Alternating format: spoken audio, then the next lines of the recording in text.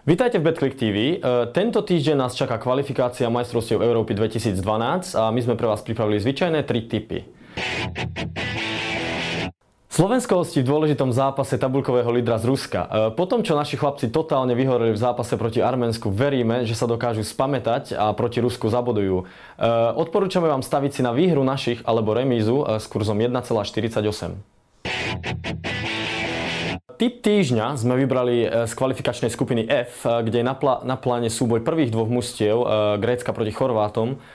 Gréci hrajú doma a potrebujú zvíťaziť, my však očakávame veľmi vyrovnaný duel s minimum šancí a odporúčame vám staviť si na remízu s kurzom 3,10. Za prekvapením týždňa sme zamierili do kvalifikačnej skupiny E, kde je na pláne derby zápas Fínska a Švédska. Švédi majú jednoznačne kvalitu na to, aby Fínov porazili. V zápasoch na súperových ihriskách však nie vždy podávajú najlepšie výkony, o čom svedčí aj prehra v Maďarsku. Odporúčame vám preto staviť si na výhru Fínov s krásnym kurzom 6,0. To je na tento týždeň všetko. Prípadné komentáre nezabudnite zanechať pod videom a my sa uvidíme budúci týždeň.